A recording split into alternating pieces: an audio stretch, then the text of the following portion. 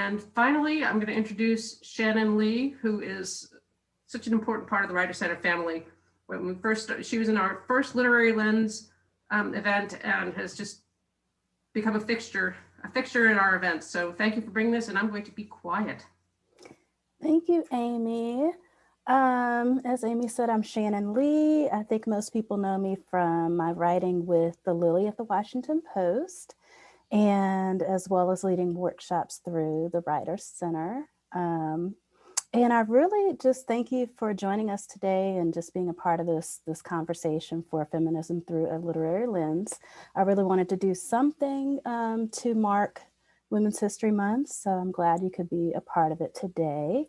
And we're going to start off just with a conversation with Zeba Blay. I know her as a senior culture writer for HuffPost and all of her wonderful content on IG about Black joy. So welcome, Zeba. Hi, thank you for having me. Yeah, so I kind of want to get into, first of all, and I said this before we went live, but she's not going to throw me off. Zeba just went through this whole big chop moment. Even it's a woman's prerogative, so she's not rocking that look today. Yeah, you know, but I kind of wanted to know the inspiration behind that, because I know they always say when a woman cuts all her hair off, she's ready to change her life. But I think when a Black woman does the big chop, they're ready for like world domination. So what was the inspiration? Wow. Yeah, it's actually, the story behind that is kind of, I don't know what it is, but I cut my hair short last year, like not to the skin, but quite short last year, after just being frustrated and over it, just over the wash day that takes 2 days, and I was just over it. But the day that I shaved my head it wasn't giving I'm over my hair, it was giving I'm over everything. Like, I'm just like tired of life. I'm tired of feeling so stagnant and so stunted. I think we all go through those seasons in our life where we're just like, what is happening next? Like, what's supposed to happen, and how do I sort of get the momentum, not only in my career, but just in me, in the person that I am. And I like woke up early in the morning and I was like really sad, and I just grabbed my boyfriend's clippers and started buzzing my hair. And then I stopped and I was like, what am I doing? And was left with like this 2-inch like gap on my head, and like left it there. And then that afternoon I get invited to a meeting for my job. It's supposed to be like a typical all hands meeting, where I'm told that I've been laid off from HuffPost, where I've worked for 5 years.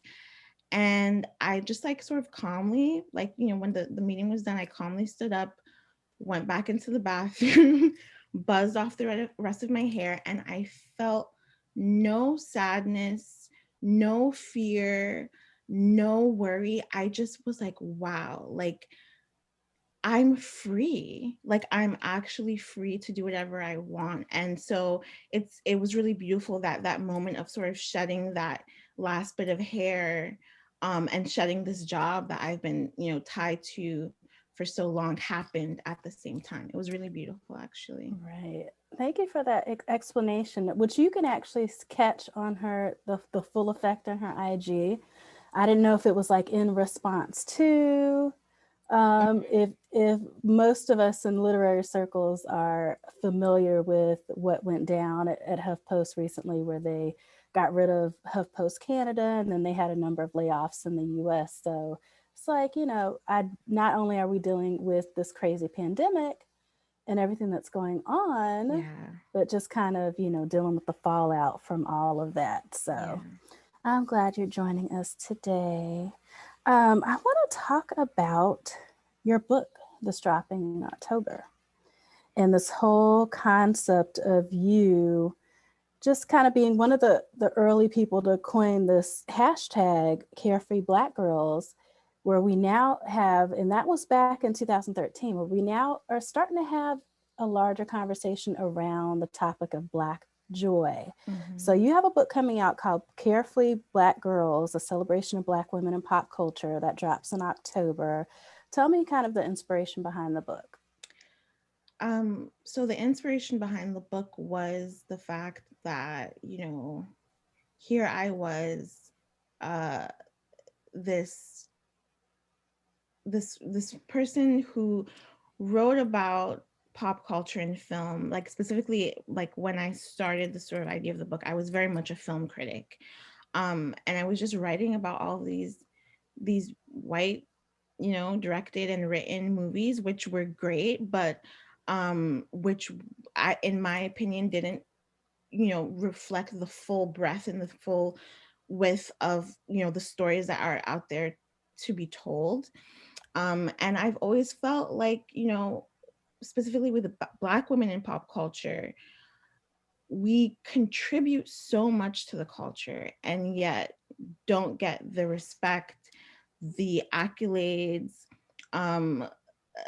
just like the acknowledgement of what we produce and the impact that it has on the culture. And so I just really wanted to write a book that sort of explored, really the book is about representation and what that means and what that looks like and what it can do for life, and so yeah, that was the main crux of it, was taking that phrase carefree Black girl and sort of deconstructing it and exploring it from every sort of facet that I could come at it from, if that makes sense. Yeah. You had you have a large body of work behind you, large body of writing. You've been able to cover cultural appropriation, misogyny in music, slut shaming. You've written about Beyonce, Nicki Minaj, hashtag activism. What were some of the stories, and particularly stories that you've written through a feminist lens, that you were most proud of? In the book or just in general? Just in general. Oh, wow. It's so weird. I write things and then I don't think of them ever again.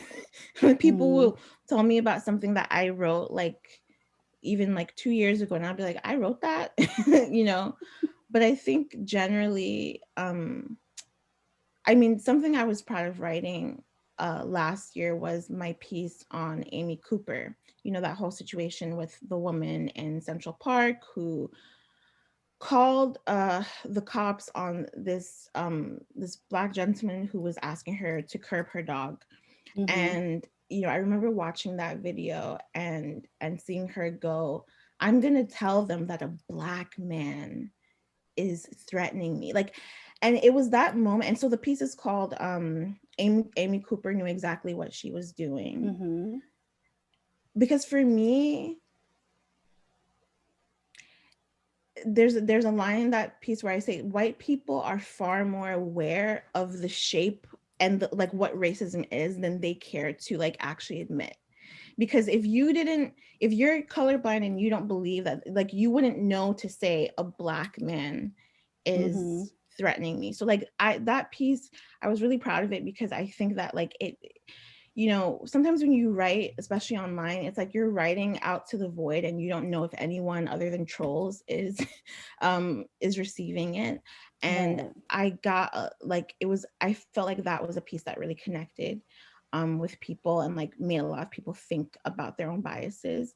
And then in terms of things I've written about Black women, I recently wrote a piece about Countess Vaughn, which I actually expand on in the book. Because we had that whole moment with Moesha was streaming on Netflix and everyone was like, oh my goodness, Countess Vaughn is amazing as Kim. She is that show. She's so amazing. Multi-talented. Can sing, can dance, but at the same time, she is the heart of the show. And yet every other joke on the show, especially in the first season, is a fat joke about a character who is 15 years old, who's a child. And it really made me think about the fact that I never clocked that as a young girl watching that show. And what does the sort of these subtle little, moments of fat phobia and misogynoir that we see in our media that is created for us and by us, that we don't clock at the time, and what that does, what that does to a mind, what that does to the self-esteem of young girls. And it was so like just being able to give Countess her flowers and bring up that, you know, that sort of like sticky uncomfortability with the artifacts of our past, like the pop cultural artifacts of our past, was really cool to write about. I'll have to go back. I love Countess Fun, so She's amazing. I'll have to read that. So you kind of lets us segue into some of the discussion about white feminism. So you're featured in this HuffPost video, which kind of breaks down the bane of my existence. Oh no! Okay, so tell me the story behind that, because I felt like, you know, this is like a bare bones, like what should be, you know, a simplistic explanation of it. You know what I mean? And it's certainly a conversation that we've only been having maybe like the last couple of years. Yeah. Even if people don't, like I said, truly understand it. So what was the vision behind that and what went wrong? Well, you know, that video piece was produced around a time when I think, you know, online media, people were very interested in like explaining racism to white people and like explaining like the dynamics in like as like, you know, as like clear and simple terms as can be presented.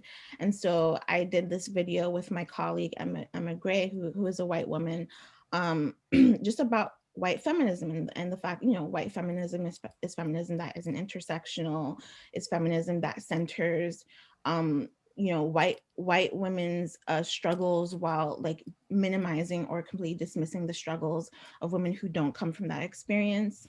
And I'm glad that I did that video because I think it was important at the time. That being said, I'm definitely in a place now as a writer, especially, where I'm not, because, you know, a video like that is speaking to a very specific person, you know. So you have a video like that, and you have my Amy Cooper piece, which is like a white person can read this and like they can take and learn from it, but I'm not writing specifically to you. I'm writing specifically from my experience to whoever wants to read. And so, and whereas that video was written from a point of view of like, I need to convince white women that they need to be intersectional in their feminism, and I need to educate. And like even the word educate reminds me of you know, a couple weeks ago, the whole Sharon Osbourne and you know, that whole thing where she was defending Piers Morgan, who is clearly a racist, and asking her Black co-star to co-host to educate me, explain to me, educate me, tell me how I'm wrong, tell me how he's racist. That, I don't know if I can curse, but whatever, that shit is for the birds. I don't have time for it. And so, you know, because it's like, you want me to educate you, and yet I educate you. And then and so why I say the bane of my existence with that particular video is that video was made 4 or 5 years ago. To this day, I still get angry emails from white women telling me why ABCD is wrong and why how dare I make, like, I was how old when I made that video? 25. I don't have time, you know. So it's so I'm happy it was made, and I think it is important to have that discussion, but I'm interested in having that discussion from a point of view where I'm not, you know, I'm not trying to coddle or make comfortable the person who is receiving that message, because I think whiteness, right? Exactly. I think that's not the move. That's not the tea in 2021. And maybe, and I understand that there are some people are more comfortable doing that, you know. Yeah. Do you feel like there has been an evolution in your writing that kind of lent that way initially, or something you felt like you had to do earlier? You know, I thought about that a lot, you know. I've thought about that a lot because it's interesting to sort of look back at your life as a writer. And, you know, I was hired in 2014, 2015. This was at the height of like Ferguson, Black, you know, and a lot of predominantly white newsrooms were realizing, oh snap, like we have no Black staff writers, like we've got to figure it out.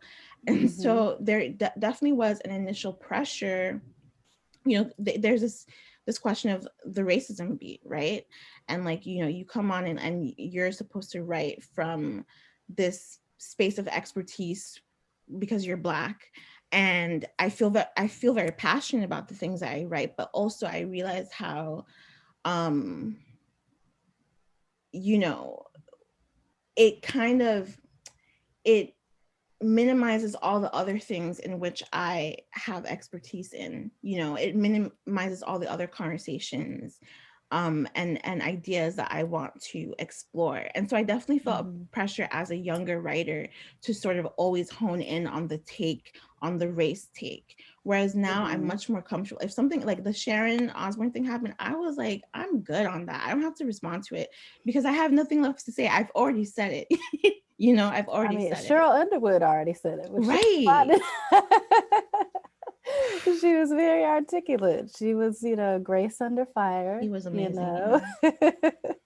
So I said, I love the fact that she went back and said, you know, the only thing I was thinking about was my dental appointment after the show, getting there on time and getting my nap after filming meanwhile, you know, Sharon Osbourne is having this meltdown. So I kind of wondered about that. Did you feel like, just talk in terms of this whole concept of gatekeeping, and was there ever a time where you had to fight for stories?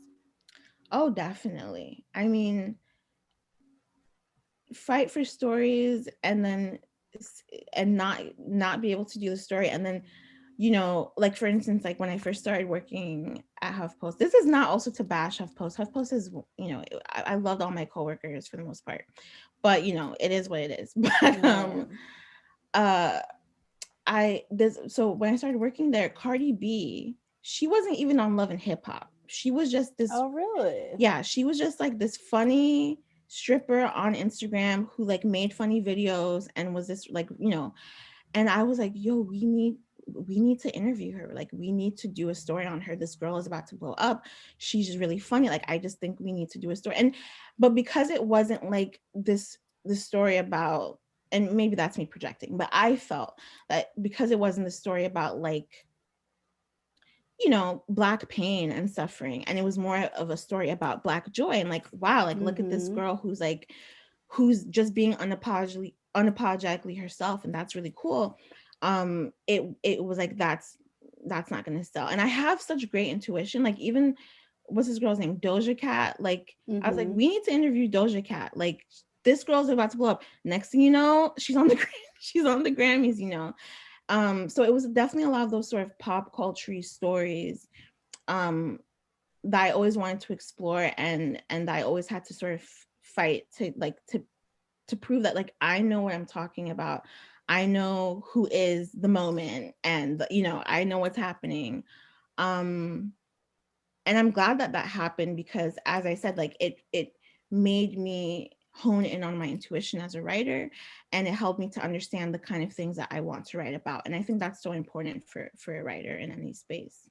So it's always so funny. It's this weird dichotomy of, you know, being a writer that covers pop culture, being a Black writer, when we lead so many of the trends, but we're working in an industry that's predominantly white, you know, and we're not able to say, hey, this is what's coming up, you know. So it's always strange. You were very vocal about your fears of a Trump presidency. Was there a way in which your writing changed from maybe surviving the presidency and also just in the aftermath? And understanding that, and if you don't know anything about Zeba, she is Ghana, from Ghana, or was born in Ghana. So you have that different perspective of immigrating to the U.S. Yeah, I know. And it's wild. Like when I became a citizen in 2019, and I was so salty because in the swearing in ceremony, they play a video of the president and it's Donald Trump. I was like, I just missed Obama. He's like, congratulations. Right? I'm like, I don't want your congratulations, sir. But yeah, like it, the Trump, being a writer during the Trump era, especially at an outlet like HuffPost, was hell. I hated it. It was a depressing time. It was a depressing time, and you kind of wonder, like who have I been writing to for the past several years that this man, not to say that my writing alone is would stop the Trump presidency, but it was just like we're having all these conversations, and it's like the conversations just stopped with this when this man came into the White House. I mean, for me,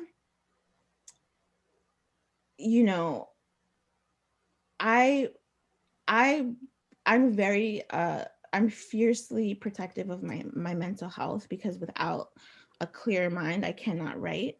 And I found myself sort of being like, I'm just not going to write about this person. And I'm because what happens is that I then, Black women on the internet, especially Black women with platforms who are visible, who write or commentate about politics or race or gender on the internet, are we receive so much hate and vitriol that I can't even begin to explain. And it's not even like I would tell people about this and they're like, oh well, you're not really doing anything if people aren't like trolling you. And it's like, no, but you don't understand. Like to open an email and just see the word nigger over and over and over again for like for pages and pages, as much as I know this person is in their mom's basement, like just being a corn, but like it doesn't hurt me, but like it hurts because it's just I'm not writing to be harassed. I'm not writing to have my opinions and my lived experiences as an immigrant, as a Black woman in this country, and the very real fears I have about about what the tide that's turning, the white supremacy, which we're seeing the fruits of all of that just this past week. I'm not here to have those things minimized and diminished. So during that time, I made it very clear to my editors that it's like, I'm not going to just write a take just to write it. I have to feel it. I just have to feel it. So tell me about what gave you the audacity to kind of even enter this space. I write pop culture criticism as well, and it's still male dominated. Very much it still defers to the opinion of white men, first and foremost. But what gave you the audacity to feel like the public had the right to your opinion? I like that word audacity because I think that, and I really don't know, because I'm actually like such a shy person. I'm a Taurus, so I like to be comfortable. I don't like to feel uncomfortable. So I feel like the only thing that made me, because when I look back on, my 20-year-old self when I began writing, I'm just like, who is that girl? Because I know what she was going through. I know what she was pushing through. And for me to be where I am now, it sometimes feels kind of like impossible. But I think that I have always just felt intrinsically that I have a right, period. I have a right. So much of the process of writing my book was constant questioning and doubting of my abilities as a writer, doubting of, like, are these art, like, am I making sense? Like, is anyone gonna like this? and it made the writing of the book so hard because I was just being so hard on myself until I got to a place where I was like, quite honestly, there are so many mediocre white male writers out in the streets with books on books, right? Living their best lives, acting like what they say is the word. And if there's anything that I wanted to do with my book and that I want to continue to do as a writer, it's to say that the opinions of Black women writers in this space are just, I don't even like to use the word just as, they're valid, period, point blank, right? Like I have a right to because the other thing about it too was early on in my career writing about pop culture and being told by so many white male editors that I need to stop writing from my perspective as a Black woman. It was like, you need to be more objective. You need to, you can't make it always about race or gender. And it's like I'm making it about like it's a shtick. It's because this is how I'm taking all of my lived experiences, who I am, and I'm putting it into my work. And I just happen to be a Black woman, and it just is what it is. And for you to say you need to be objective, you're telling me that you as a white man, when you write, the white male perspective is the only perspective. That's what makes, you know what I mean? And it's just like, come on, like, no, I'm not, I have a right. And so I think that's what has always kept me going, is just feeling like no matter what doubts I have, I know that there are people. When you remind yourself of, James Baldwin talks about the little white man on the shoulder looking over you as right. I'm looking at the mediocre white man on my shoulder, reminding me that I can do whatever the hell I want, because I can do whatever the hell I want, because I give myself the permission. Right. No one else That's so does. powerful. Any final words about your hopes for your book? Ooh, hopes, child. I don't know. The only hope that I have, really, the only hope that I have is that it resonates and it connects with the people who I wrote it for, which is Black women. That's all that I can hope. I really fought not to over explain too many things in the book, because I felt that the woman who's reading this, she knows, she gets it, she knows.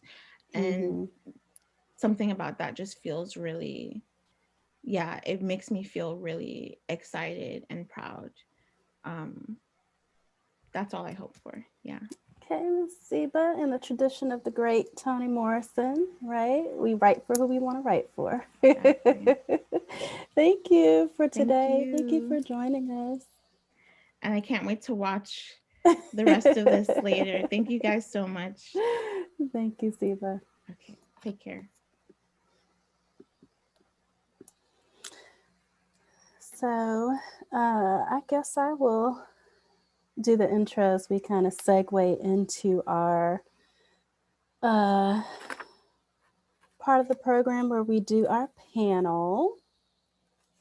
And I kind of just had a general idea of authors that are kind of loosely in my circle, who I know kind of their perspective and their thoughts around feminism and what's happening in pop culture and everything that's going on. So I am excited for everyone that agreed to be a part of the conversation today.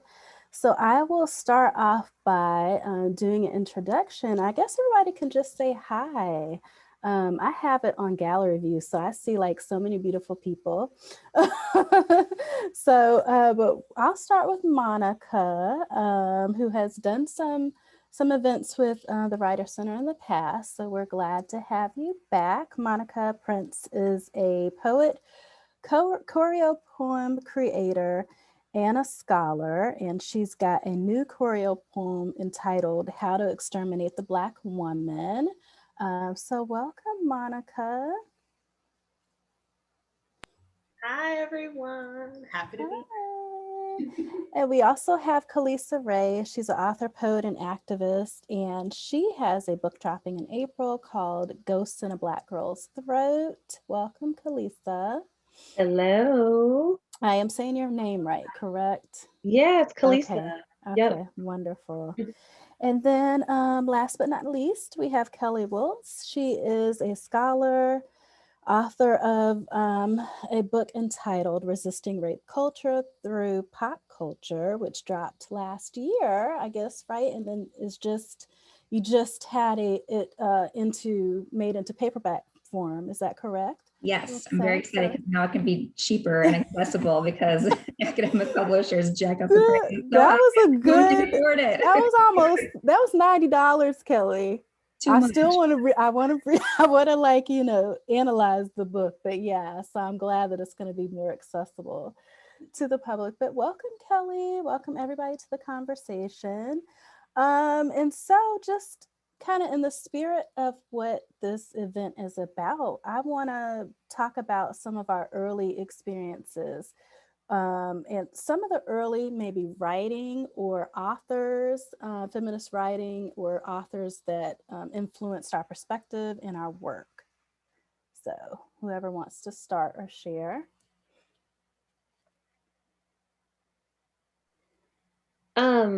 This question is funny because I've been thinking about this a lot as my book is coming out. Because when I was growing up, there weren't a lot of other Black women that I was being taught that talked about the South and generational curses and sexual violence in Black families and trauma, except for Toni Morrison. And so I've been really going back to her work and Gwendolyn Brooks' work and Audre Lorde's work, because I've been grappling with how all those things play into the intersection of my identity, especially my sexual orientation, and how those are intertwined. And I've really been studying those folks and returning to them because I feel like I missed out on something when I was growing up. When I was in school, I didn't feel like I was given enough of that material where I saw myself. Representation was severely lacking. And so those are the works that I'm returning back to, that I've been greatly influenced by, even unconsciously, like reading my book again and going back. You know how you write a book and you put it away and you don't return back to it and you're like, on to the next thing. But I've been going back to it to prepare for this book tour. And I've been like, whoa, yeah, Toni is all up and through here. Or Gwendolyn is all up and through here. Audre is all up and through here. Unconsciously, I didn't even know it. So yeah, those are the folks that I've been in conversation with. It's funny that you kind of mentioned, my word is for that is rediscovery, right? Because for me, I had to go back and think about it as well. And I was thinking about, because I kind of mentioned this example of a book called Baby Love that was written by Rebecca Walker, where she really delves into feminism. She's known for really her conversation around third wave feminism. She talks about these themes in her book around the motherhood wound and just different experiences that she had when she was younger, and this whole rejection of that you have to have a relationship with these toxic family members. But then I had to think back, then there's a lot of work that, I will have to go back and rediscover, because you reading Toni Morrison and Alice Walker, as a young, as a young girl, you're not catching all of this, and so it could have influenced. So I go back to just thinking about that and understanding that, no, I need to go back and just really revisit those. But my book that kind of shaped my thinking and my perspective was Black Girl in Paris. That came out in 2000. It was written by Shay Youngblood. And she's got this main character that's a Black woman who decides in her early 20s that she wants to leave and be an expatriate and go to Paris. And she has this, interracial relationship. She has a lesbian affair. And she decides she's going to go and revisit everywhere that James Baldwin you know, like lived in Paris. And I'm like, you know, I was probably about 24 at this time. So, you know, I didn't have any children. I wasn't married at the time. So it's just kind of this whole idea of I can still do whatever I want, right? As a Black woman, you know, in the world, not even just in America, you know. So what was it for you, Monica or Kelly? I think my book is always going to be the same book, which is Ntozake Shange's For Colored Girls Who've Considered Suicide When the Rainbow Is Enough. I read that book in I just turned 18, like a minute before my sister called me from college and was like, you need to go get this book right now. And I'm like, it's 11 o'clock at night. Like, what are you even talking about? She's like, write this down, go to Borders. Borders. Back in the day. And I went. I like Borders. I loved Borders. Loved Borders. But I went and found the book and read it out loud on my mother's couch while no one was home and cried the whole way through. And I've read it every single year since then. That was 2008. Like I've just been reading that book every single year. And it was a book that taught me that all of these different parts of myself didn't have to be separated, because it's about music, it's about dance, it's about being Black, about being a woman, about like navigating harm and assault and joy all in the same text. And that was really important to me because I was a performance poet, but I really loved dancing and no one had told me I could do both in the same space. And so that book changed my whole life because of course that's what I do now is I write choreo poems. I write and produce choreo poems. And it's wild to think that because a lot of Black women and women of color in general will talk about the importance of Ntozake Shange's work and how necessary it was for them.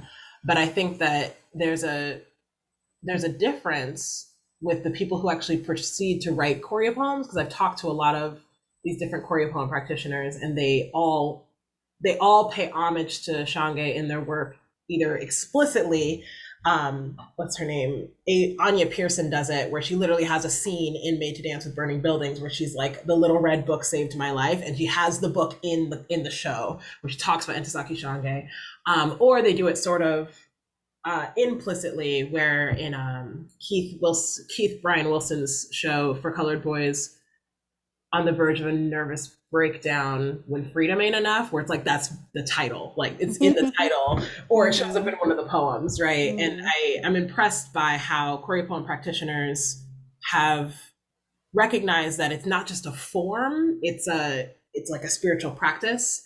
And so I think of Alice Walker, who taught me that in The Color Purple, like that God's in the nasty things too. That's what I learned from that book, which was helpful in learning that like sex was not something to be ashamed of, right? That like, please go and have sex. God wants you to have sex. Like it was like something that made me very happy as an 18-year-old. But other things that affect, like I think of all the greats, but I mostly also think of Paulie Marshall, who passed away like 3 weeks after Toni Morrison did, which like broke my whole heart, because she was always in the shadow of Toni Morrison, but not in the sense of like competition, but she just was. Wrote almost as many books as Toni did, but like a lot of people don't know her name. And then she died at the same time as Toni. And I was like, of course she did, right? Like of course she did. And it broke my whole heart. I spent my entire undergraduate career researching Paulie Marshall's work because she was a Black woman from the Caribbean, and she was writing about what it meant to be a first generation American with Black parents from Caribbean descent who just didn't totally understand why their children would question them for any reason. And she taught me also the thing that every woman identified or femme-identified woman is a daughter, but not all women are mothers or aunts or sisters, but we're all daughters. And that blew my whole mind, because that changed the way that I interacted with women after that. Was thinking about women as not as people, but as like people who have this very specific shared experience whether you are a daughter who was loved, whether you were a daughter who was adopted, a daughter who was like so on and so forth, but like just that process of being a daughter, whether you know your mother or not, or your parents at all, like, which is not tremendously relevant. But that just changed the way that I operated and the way that I wrote. So before we go to Kelly, just quickly, just explain to everyone what a choreo poem is. I'm sorry, I know what it is. I just want you to explain. I'm teaching choreo poem right now, so I'm like out of the habit of explaining what it is. A choreo poem is a choreographed series of poems that includes dance, music, art, and live performance poetry. It is put on stage like a play. Frequently, it breaks the fourth wall. It includes research, parkour, yoga, live painting, all kinds of nonsense. It's very fun. Mm-hmm. Thank you, Monica. What about you, Kelly? I think about the book that influenced me most in terms of the book I just wrote, Roxane Gay's Hunger. I mean, the first page was like, this book is a confession. And the idea that you can write an academic book, but still include your personal story. And as someone who writes about rape culture and writes about, survivor, like I am a survivor of sexual assault. I cannot detach the two and write from a detached personhood, right? And so I felt like that gave me permission to include my story in my book, even though it is an academic book and it's written for undergraduates. And so I appreciated it. And I was so moved by the idea too, that in her story, she was talking about the ways in which she tried to make herself unattractive as a way to prevent herself from getting raped, which is like such a, right, like that whole ideology and that whole problematic way that feminism has sort of looked at rape culture. I also think about Jessica Valenti's Sex Object. For me, there's this part about grilled cheese, and it's the idea that she just had experienced this date rape, and she didn't have the language to talk about it, and so she kind of joked to the guy and said, "Well, at least if you're gonna F me while I'm unconscious, give me a grilled cheese," right? And they ordered food, and sort of the mundaneness of sexual assault, right? Like it wasn't like the stranger danger in a dark alley somewhere. This is someone she knew who violated her in such a profound way. And yet, she thought about the grilled cheese and walking home, right? And so I felt like that really spoke to me in terms of the just banality of sort of the ways in which a lot of us experience sexual assault. And it's not the kind of things we see on CSI or Special Victims Unit, right? Like it's a lot different than that. And so those have really inspired me again to include my personal story, but also write about how sexual assault actually happens versus the way that it's portrayed so much in mainstream media. Mm-hmm. Did you have any, because Zeba kind of started this whole conversation around imposter syndrome, which, and the just kind of is part of the neurosis that we always have as artists and writers anyway. But did you, Kelly, feel like, okay, like Me Too is such a huge part of the national conversation? I'm a scholar. Like, do you feel like there was extra pressure to like get this work right? Because this is a book for life, Yes, I mean, one was like, who am I, right? Yeah. From Wisconsin, right? Who am I to talk about this movement and to talk about, the roots of how it started and everything like that. And I kept on coming back to, this is how I'm experiencing it. If no one ever reads this book, I have it for me. And it's cathartic for me to write about this and to process this and to take in how I've experienced this movement. And it's helped me. I teach a course on #activism. And so it's really been wonderful to kind of go down that rabbit hole and talk about how social movements have changed because of technology and because of the ways in which, for so long, so many voices were kept out of the public sphere and conversation, right? And so that's been really fascinating to see how technology can do that and how some voices can be heard now in ways that they weren't before. But oh yes, every day I was just like, who am I to write this book, right? And so yes, 100%. This is also my first book, and so I felt like I know how to write in grad school. I've been taught this certain way. This seems to be going against a lot of what I was taught too. So that was kind of different experiences. But 100%, yeah. I still kind of feel to this day. Again, depending on it. I think it's been too expensive for a lot of people to read it, so I'm not even sure who's actually read the whole thing. But it was, I think that my first book review was the idea that, okay, I put out something that people appreciated, but it was written by a white male author. And I think, I hate that I needed that confirmation to know that what I wrote was good enough for everyone, right? Like that kind of hurt a little bit too, but also for some reason I still need that validation that is what the approval that I need.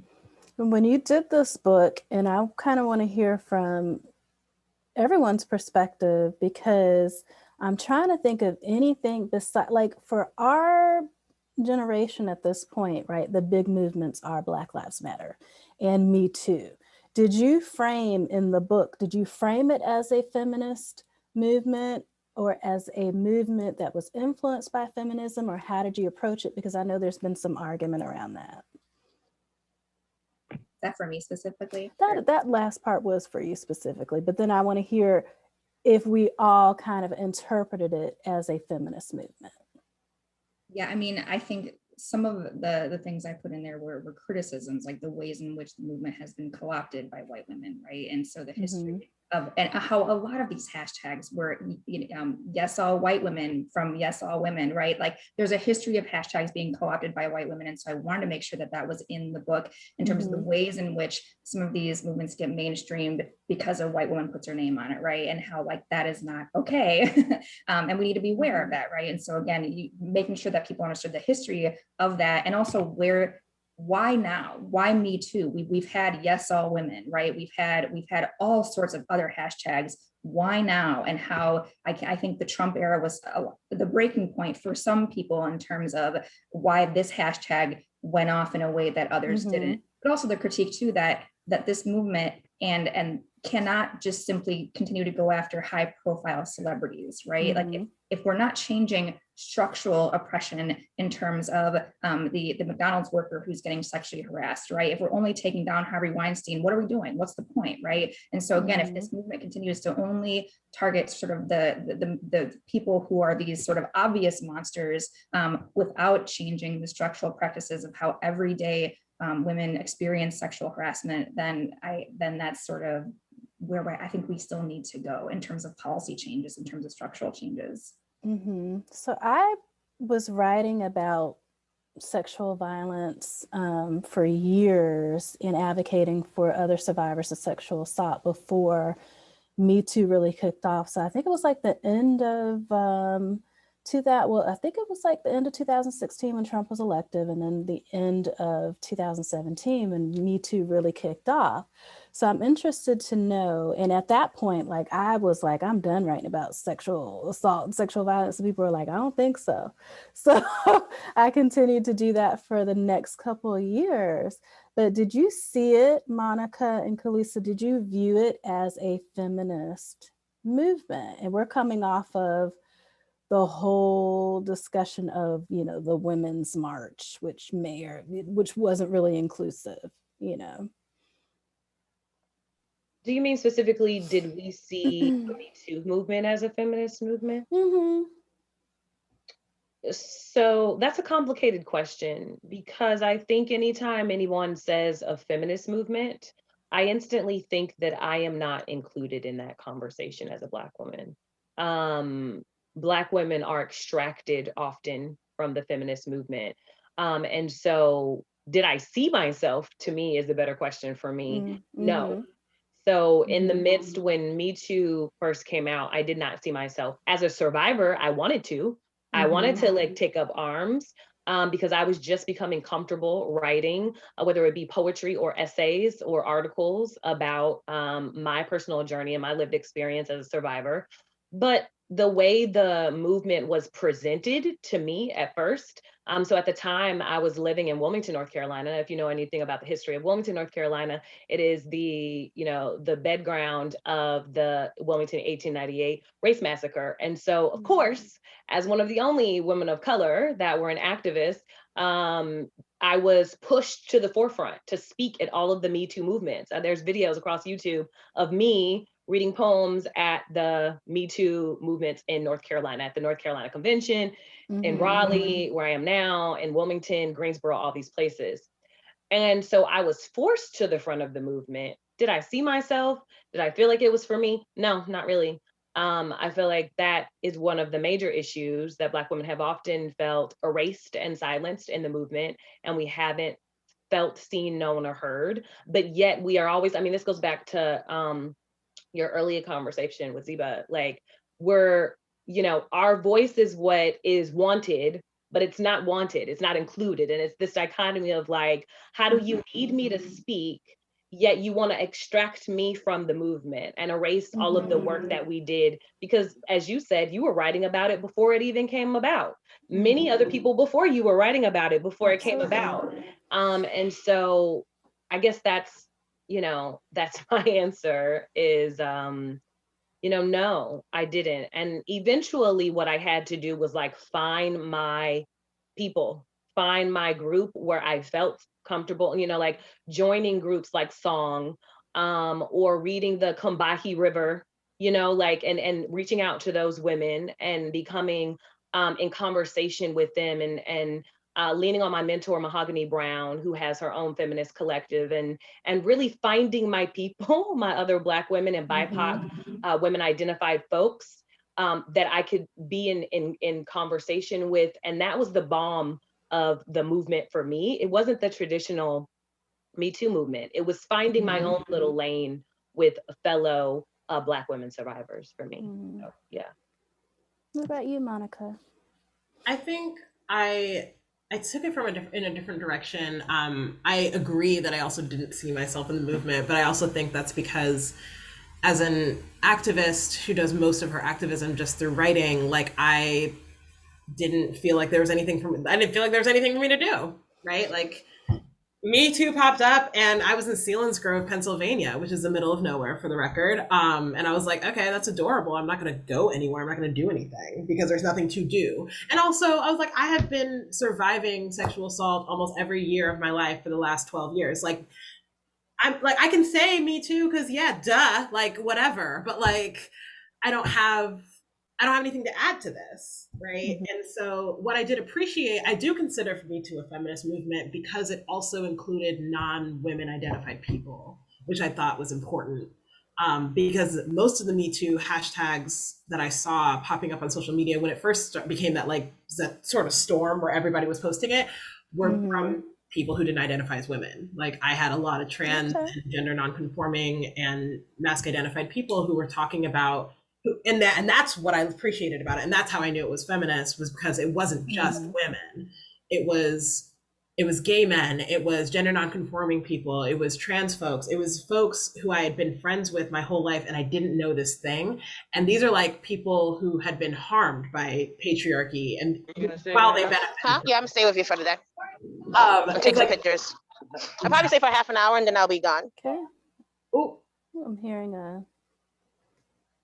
Okay. So I what I appreciated about it was that it was what Me Too allowed was for like my college roommate who was a gay Black man who I knew had been assaulted, but like suddenly had like space to say, wait, me too, right? And there wasn't this pushback of men don't get assaulted. There wasn't this pushback of gay man can't be raped. Like there wasn't any of that. It was, oh, in the context of all of us, because Yes, All Women also excluded him from it, right?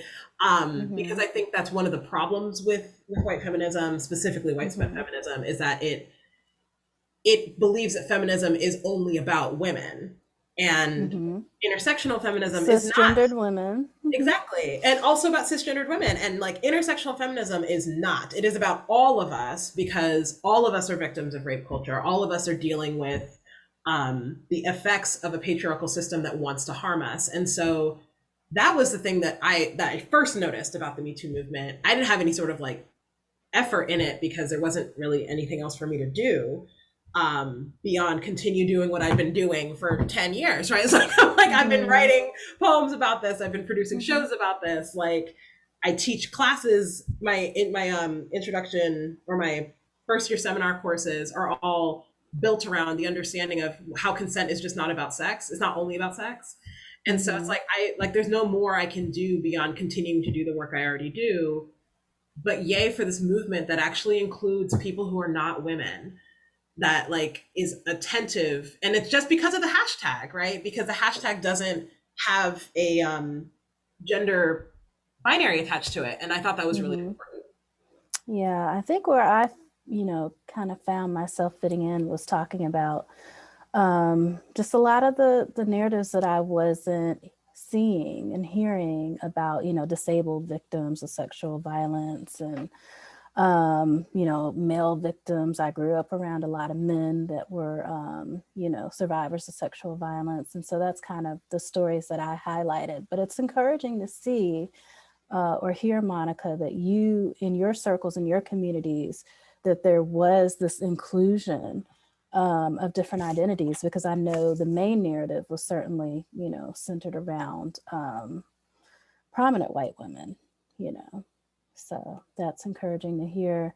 And when you talk about just kind of not feeling like you had anything to add to the conversation, I remember, I kind of felt that way. I remember coming off of attending this seminar at Pointer Media Institutes about opinion writing. That's kind of like when I transitioned into opinion writing. That was literally like days before Trump was elected.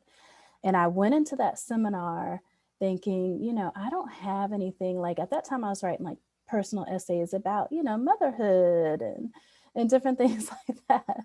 And every once in a while, like I said, I would cover my experiences of sexual violence, but I didn't know if I had anything to add to the conversation of race. And that was just a really intimidating thought. So I'm wondering in which ways, is kind of similar to what I asked Zeba earlier, have you found that there have been ways where your writing and your work and your focus has shifted since surviving Trump? Well, almost all of my work right now is centered almost exclusively around pleasure. I spent most of the Trump administration, I was depressed before, but like I was like, it was a different way, right? It was way different.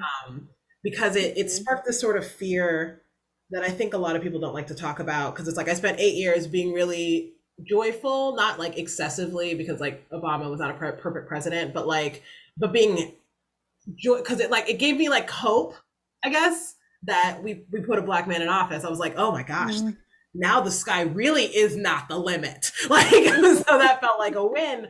But I also knew that this is something that happens over history, is that revenge is very serious. And there were a lot of very angry, predominantly white people, but just like a lot of angry people in the United States who did not believe, and who did not consider this hopeful, did not consider this progress, did not consider this good. And those are the people who spent all 8 years sowing seeds of discontent among everybody to convince them not to vote, to pass laws of voter suppression, et cetera, et cetera, et cetera. And so I knew, I was hopeful that we were going to have a woman president, but I knew that we were not. And I kind of walked into that presidency recognizing that it was my responsibility to survive this presidency, because under zero circumstances was I going to die when that man was in office. And it also meant that I spent a lot of my energy in that time trying to shift from focusing on my own pain and focusing more on my own joy, because the thing that was revealed to me the most often during those last 4 years was how I couldn't trust anybody. Like, I would look around, I couldn't trust anyone. My own partner refused to vote in that election. And that ultimately broke us up, because I was just like, so you don't care about anybody. Like, you say you care about me, but you couldn't even vote for my interests. Like, you don't care about yourself either, but you wouldn't vote for my interests if you weren't going to vote for your own. And it made it feel like I couldn't trust anyone, right? Like, I didn't know who had willingly supported our own subjugation and our own oppression, and who had just done so, because they didn't vote at all. And so that was something that I noticed about myself about a year in, was that I was really wary of literally every single human I encountered. And I couldn't live like that, right? It's an exhausting way to live. So I started shifting and writing about pleasure and writing about joy. And I found it to be really difficult because I didn't know how not to write about pain. And I think that's something we are conditioned as femme-identified people and as Black women, is that we're conditioned to the only thing that's valuable about us is our pain. And that is something that I have shifted from through like a lot of reading, right? I read a book last year. I don't know if I'm allowed to say it, but I'm saying it anyway, called Pussy Prayers. And I have it. I haven't finished it. So. Oh, it's great. Mostly because it talks about like your pleasures are right. You know, like feeling good and living a life of joy is your right, not like something you get to have as a treat. Like it's something that you deserve. And I was like, what would your life look like if you wrote about pleasure? What would your life look like if you talked about how much you love savory oatmeal? Like, what would your life look like if you wrote a whole essay just about the perfect gin martini? And it has shifted everything. It's changed my pedagogy. It's changed the way that I handle my relationships. It's changed the way that I look at my work. It's like, I'm not gonna, is it Angela Davis or Nina Simone who says, you know, you get up from the table when love's no longer being served. And that has allowed me to break up with people. It's allowed me to cut off toxic relationships. It's allowed me to have a more honest and open discussion with my mother about not wanting children, like all these things. And I just appreciate giving my own self, like Zeba said, like my own permission to do the thing. And that was the thing that I started to do, was I'm going to write about pleasure. I'm going to write about joy. I'm going to write about mine because I deserve it. And I have just as much to say about that as I did about my assaults and about my trauma and my pain. Anybody else want to add to that? I was going to say, that's so ironic, Monica, because so have I. It's so strange how the turn of the presidency did something. And I don't know if it had anything to necessarily directly do with that, but I will quote Audre Lorde in saying that the personal is political. And so I think that something personally shifted within me and the introspection in my own life. And Nick Stone did this. I don't know if y'all saw the viral Instagram video she did about the exploitation of Black pain. And it's so weird that she did that video, because I think that's what happened with me, where I kept being so tired of that being the thing that everybody wanted to hear when Trump first got in office. Like, they kept requesting that I write these graphic, horrific, because I'm a performance poet too. And so they wanted me to show up and do these poems or publish these pieces about the death and violence and growing up in Gary, Indiana, and what was it like to be in the hood? And I'm like, y'all don't realize how exploitative that is. But also Nick Stone says something about how she would go back to look at her books and like, look at the money that she got from them, and then would go home and just like weep openly. And that's how it felt to me. Like, I would go do these performances, get paid to do it during that time, and just weep because I was not happy. And I was also not discovering this part that Monica is talking about, the part of me that was so much grander and bigger than pain. I was dying to explore my pleasure. And so I think something happened, like something cracked inside of me, because like a couple of months ago, literally that's all, like people will request stuff and I'm like, nope, I refuse. I'm only talking about joy and pleasure and desire. And that's literally like all the work that you're going to see coming out from me. That will be it. And I laugh with Tiana Clark because we say that our poem's about like God and sex. And so like you're going to get spirituality and you're going to get sex and the body and pleasure and desire. And that's all you're getting right now in the season. But I don't know what it is about something that was happening with politically or the nation that I was like, I'm done with that noise. Like, I'm done with y'all requesting that I have to bleed on the page for you.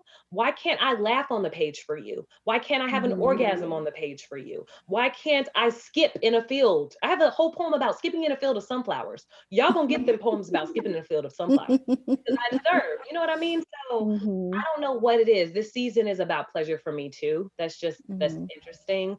And it has changed my life too, Monica. I think it's opened up conversations about my assault. It's opened up conversations about my relationship with my husband and how that makes it complicated, right? My childhood and having conversations with my mom. I would just say this before open the floor for anybody else to comment, but I wrote this poem about my grandmother never talks about the body. And I posted it on like all of my social media platforms. And I was like, who's gonna tell my grandmother who asked for the first copy of my book that that's all my poems are? Like, my poems are just about like, me and faith and sex and family, and like, and that makes them very uncomfortable coming from a very like Christian home, right? And a lot of people commented and said, at this age, she's gonna appreciate that. And that really cracked something wide open that like, wow, in this time when everybody politically and socially wants to see pain, isn't that the most beautiful thing, that I can write a poem about my grandmother's body and my grandmother having an orgasm at 90 years old, and like that be my own revolution. So Absolutely. Yeah. I also see, for me, it was seeing better representations in media, and I really wanted to write about that. So like I was seeing women talking about pleasure and masturbation, teens, right? Talking about masturbation and talking about what feels good to them, and seeing an image on the screen of people checking in, right? Again, not just the sort of no means no, but affirmative yes means yes, right? Like checking with their partners. And like, that was new for me. I don't think I'd ever seen that before prior to Trump or any of this. And so I really wanted to talk about what ways are we seeing pleasure differently. I just recently rewatched Unfaithful, the Diane Lane movie, and I was like, oh God, that was really bad. Like there was just so many scenes in which like she clearly says no, and it's just, they just keep going. And she has just so little agency in terms of these sex scenes that were considered to be at the time to be like, oh, these are so hot. And I'm like, these are really rapey. Like I had a hard time watching that and seeing how far we've come from, we're not there, right? Like it's still so many imperfect representations, but like a glimmer of hope to see like two teens talking about, you know, what feels good to her and what feels good to him, and having a conversation prior to having sex. Like that just gave me a lot of hope for, we're gonna get better representations, and I don't think that's going away anytime soon. I don't think a movie like Promising Young Woman could have been made 5 years ago, right? And so that gives me some hope too. I was going to ask if just about some of the ways that we are encouraged about filling some of these narratives move forward. And I agree with you, Kelly. I don't think it could have happened outside of having this presidency where there were so many graphic things discussed. You're talking about, you know, this whole deal with the sex worker that went bad, and you're talking about, you know, Trump's sexual proclivities and all of these things that were just kind of in our face, on top of, you know, the racism and all these things that were going on. So I definitely think that there was a shift. And when we started having this conversation, or when I started having the conversation earlier with Zeba about white feminism, one of the things that I'm encouraged about is we kind of started through, you know, it used to really be about, you know, the relationship between women, you know, and men, right? Cisgendered women and men. And now, like, I read this, this essay that was challenging some of the writing by Virginia Woolf. And it was talking about how not only are we going back and re-examining the writing of white men, but we're going back and we're re-examining early writing by these white, you know, feminist heroes, you know, writing with, you know, that were racist, that were anti-Semitic, and all of these problematic things, and we're able to actually start to even have a conversation about that. So what else have you seen that was hopeful?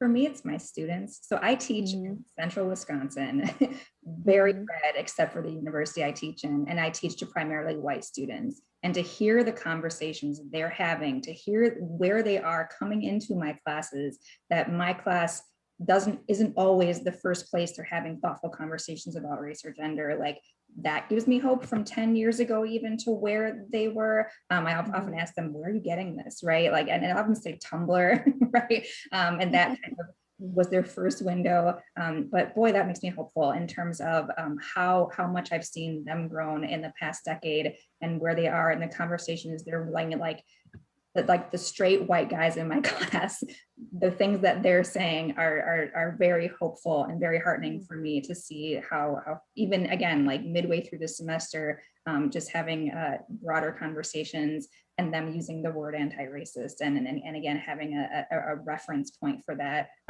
that seems like that could never have happened in central Wisconsin 10 years ago in my classes, so. I can empathize with that. I would definitely say my students too. Teaching in Central PA is just very similar.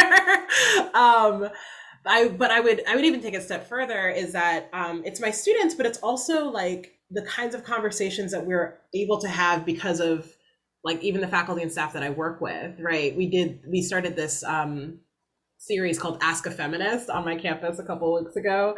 And this, the person who runs our VIP center, which is our violence intervention and prevention center on campus, she like just sent out a general call to like the whole campus, was like, do you want to be a feminist on my show? Like my like mini series. And she's like, you can talk about whatever you want. And I was like, I want to talk about polyamory. And she goes, yes. And she was so ready. She was so excited. She was so about it. And my favorite thing about that experience was just that something I know I've been given hope about is that there are, like, working at this university, I think my instinct was to hide parts of myself to keep my job, right? And after my first year here, when I produced How to Exterminate the Black Woman on our campus, and I remember making the president and his wife cry, and they were just like, how did you do that? And I was like, oh, I can do whatever I want, can't I? Like, I can teach these wild classes. I'm teaching a poetry and magic class this semester, like, because I'm going to teach these wild classes. I'm going to tell these students that consent is not just about sex. I'm going to rant to my first year seminar about how like safe sex is not just about protecting themselves from illness and pregnancy, but it's about practicing respect for yourself and respect for your partners. You know, like, I'm going to do all this nonsense, and like, if they fire me, it's because this isn't some place where I want to be. Like, I'll accept that, right? And that's something that I feel hopeful about, because this is a type of university that might, like, it encourages the wildness, but also it's a liberal arts university, and there are certain things that are expected of, you know, faculty and staff. And there's something really empowering about working with colleagues who are just like, no, how much further can we push this? Because our students deserve, you know, they deserve to know that, like, there are real people who are teaching them, that these are folks who have lives and traumas and joys. And the more we can show them that, without necessarily like breaking, you know, boundaries or whatever, but the more we can show them that by showing, like, this is a life you could live when you leave these walls. Like, you could be as joyful, you could live a life of pleasure and excitement and thrill while also being, like, wildly educated. Like, you could do that. And the more we can show them that, the more I feel even giving myself more and more permission to push the envelope further, to be like, okay, well, what makes you happy? No. What's going to sustain you? You know, what are you not going to put up with after you graduate? And that helps us improve the university. That helps us improve the town, right? Like, we're in a town that is largely conservative leaning, that has had a lot of racially biased incidents, that makes our students of color not safe leaving campus ever. Which is why pandemic was a huge deal, because a lot of the students who came back to campus were not of color, because they're like, I'd rather stay home. Like, if I'm going to keep going to school, I'd rather stay home, because at least I'm not afraid to leave my dorm room. Right. And I have a lot of faith, I think, based on the demonstrations of things like that, is more and more young people I say young people like that's not me. More young people just being like, I'm not going to accept this anymore, and here's how we're going to fix it. And if you don't fix it, then I'm going to bail, which I appreciate. It's like, you don't have to give this company your money just because they tell you they're the only company that can provide this thing, because I bet you money that's not true. The ways in which I can search for literally any single product and type the word Black-owned business behind it and get 15 recommendations immediately. I have a little bit more faith. I don't think we're gonna, like, nothing's been solved, but like, I have a little bit more faith. What about you, Kalisa? For me, I'll move away from the academic space only because yesterday was my last day as writing center director at Shaw University. If you know anything about Shaw, they are a private, small Christian university. So we're not there yet, Monica and Kelly. We haven't quite gotten there. So we're working on it. We're working on it. But I will say there were little glimmers. There were little glimmers with my students. I will say the most hopeful space I've been in, though, has been the youth writing space with the literary Twitter space. So I have met some of my like lifelong friends there. But I will say they're the youngest group of activists I have ever seen. And their bravery is astonishing. So I don't know if y'all are familiar with the work of Gaia Rayshawn and Taylor Bias. So I brag about them all the time because Gaia is like a child prodigy. She's 16 and she has like excommunicated from her family because of like mistreatment and abuse. She has written poems that I wouldn't dare be brave enough to write. You know what I mean? Speaking out about the patriarchy and inclusivity and equity in a way that I'm like, what? Like what? Like at 16, who's teaching these things?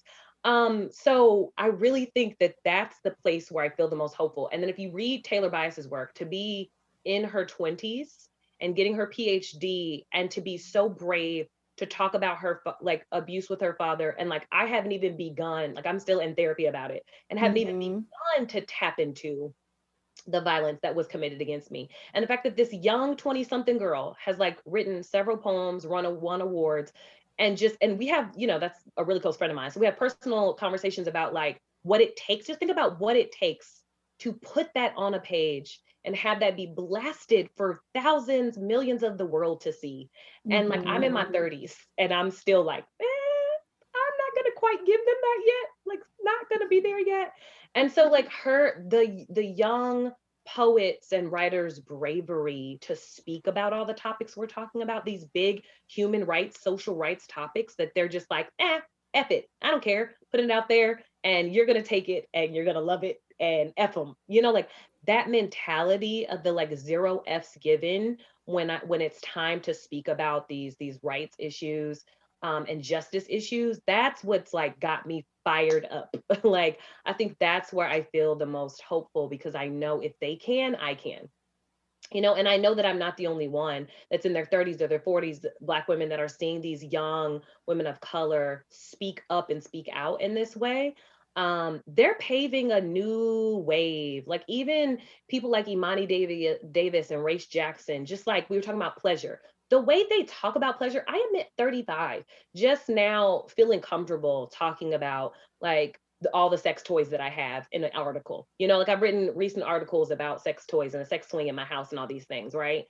And these young girls are in these poems talking about all kinds of stuff. And I'm just like, wait, what? Excuse me? Like you did what? You put your leg who, where, above what? You know what I mean? And I just think that is the future though. You know, like I'm making light of it, but that is, just imagine like that's where we are now. Imagine where we're headed in 10 years from now with these brave young people. So that's the hope that I have. I think it is, you know, something to think about the fact that they have, and, you know, and us seasoned writers have a little something to do with that, but we now have this language, right, for whatever it is, whether we're talking about our personal identities, you know, it just, we have the language, but like you said, they're definitely unafraid to use it, right? So I want to talk, we kind of got into discussing Kelly's book, Resisting Rape Culture Through Pop Culture, but I want to get into your projects, Kalisa and Monica. Why don't we start with talking about Ghost in a Black Girl's Throat and kind of how that came about? Sure. So kind of what we were talking about before, I am from the Midwest, Kelly. So I too understand being a small town girl and be like, who am I to talk about these subjects? So I grew up in Gary, Indiana, but the book is a lot about the migration from Indiana to the South and all of the traumas that I brought with me and the irony that I had so many traumas stuck here in my throat chakra that like that were locked here. And I couldn't speak them, I couldn't voice them because of the silencing and the history of shame. And I brought trauma with me to a place of trauma. And like learning about the ghost in my ancestors that were slain during the Wilmington 1898 race riots or the race massacre, and all of the other events that have happened in North Carolina, and just these horrific things that I learned about. Like imagine that, being 18 and coming to a place in the South where you learn about like, oh yeah, and like your people were killed here and they were hung here, and then there's monuments in the city of the middle of the street, and then there's a park named for Confederate folks, and then like the school that you're going to, Confederate folks ran that as well, and then like they signed documents to take all the beaches and the lands away from Black folks. And so I get there and I'm like, what? Like I already had enough trauma for all the, like more than enough trauma. And then now y'all are indoctrinating me with all this like trauma on top of trauma. So for me, Ghost in a Black Girl's Throat came from that, about me having to contend with the fact that I hadn't healed from my childhood trauma. And then like, you're making me grapple now with these new pieces of history that were so hard to contend with. And the thing people say when they get to Wilmington is that there's an eerie feeling when you drive in, because there's something strange. It's almost like an I Am Legend type thing, where it's like Black people go to work and they go home and they don't come out. And it's weird. I don't know if any of you have ever been to North Carolina, but it's such a weird. I'm from Fayetteville. I was not raised there. You get out. Oh my gosh. Okay, well then you know exactly what I'm talking about. So it's this weird thing where Black people, the Black community is non-existent for certain parts of the day. And there's still like segregation, like very staunch segregation in the city.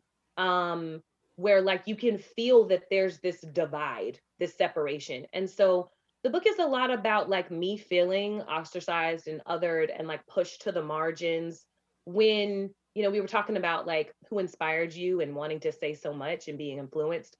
I had so much to say. And so Ghost in a Black Girl's Throat is like being in a time when you're 18, you're 20 and having so much to say, but feeling like everybody's like, nope, suck that back up.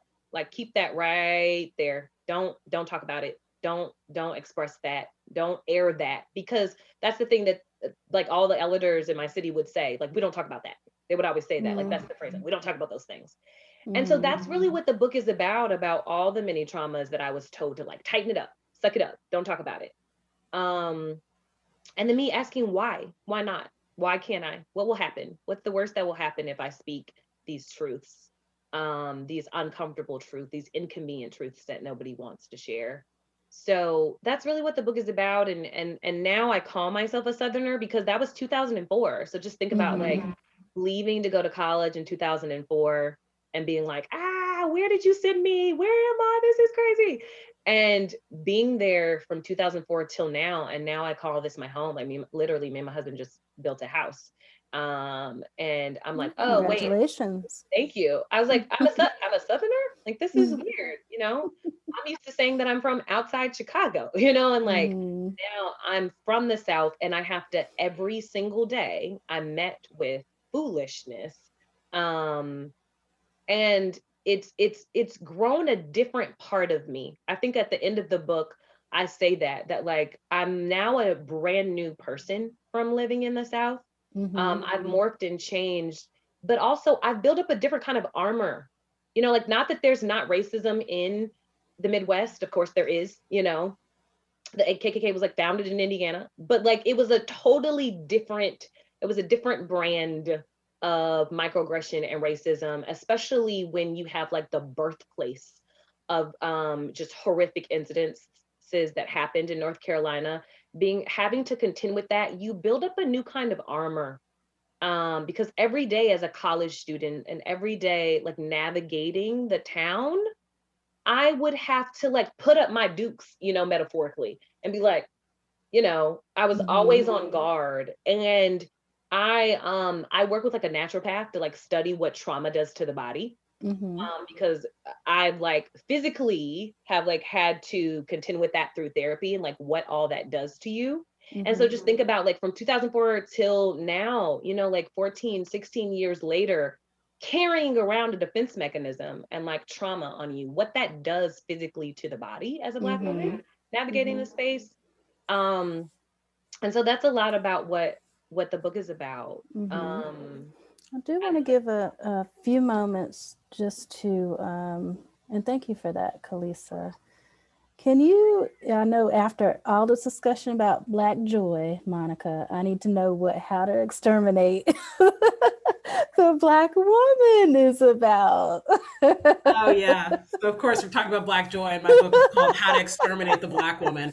So How to Exterminate the Black Woman is a choreo poem that focuses on a woman named Angela, who in the beginning of the book, she performs a poem called Instructions for Temporary Survival, which is a poem that basically helps her realize that the world wants her labor and self, but doesn't actually want her. And it's something she decides she can't contend with. So she fractures into 6 different emotions. Let me make sure I don't forget them. Every time I list them, I forget one of them. Fear, loss, silence, expectation, fury, and new. NEW. And these different emotions are portrayed by Black women wearing different colors throughout the show, and they perform these different spaces. And Angela leaves the stage, like she's not there anymore. She leaves the stage and she returns at the end of the show only after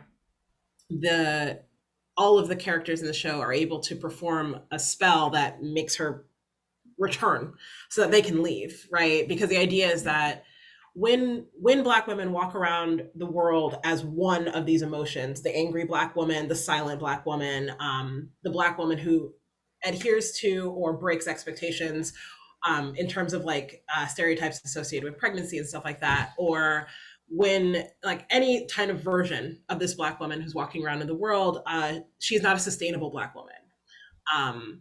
And the idea is that Angela believes that she is more sustainable. She operates only as one of these people, but in reality, that means actually fracturing herself. So so you don't see her again until the end of the show, when these 6 parts of her are able to put her back together. None of them are interested in coming back together until New, who's the only adjective of the show. She performs a spell, because she performs a poem called Black Girl Magic Origin Story, that's meant to talk about like how much she is loved and how much she's so grateful to be a Black woman. And it doesn't work. So she just gets pissed and she's like, everybody get out here, and drags everyone on stage, and they perform a poem called Battle Stations that puts them all back together. And the idea is that once Angela says exactly what is hurting her, she's able to reunite with herself and dare the audience to get rid of her. The show came out of me writing an obscene amount of sestinas, which is a very complicated poetic form, which I can talk about at a later date. And so the whole show is centered around the number 6. There's 6 emotions. There are 18 poems, which are divisible by 6. Angela's name has 6 letters, so on and so forth. And that's the show. So you really need to experience it. You do, and you can, and this is my shameless plug, on April 30th, you can watch it, staged virtual reading of it. Shannon's in it, so everyone come through. So is LaPonda, who's somewhere in the audience. I know. I did my audition, y'all, so I made the cut. I want to thank everybody from Zeba, Monica, Kalisa, Kelly. Thank you for just saying yes and joining the conversation and just kind of adding to the conversation of feminism in literature, and kind of like the present thoughts around feminism, right? Because it's this ever evolving concept, right? So thank you for being a part of our conversation for this special program for Women's History Month. Thank you all.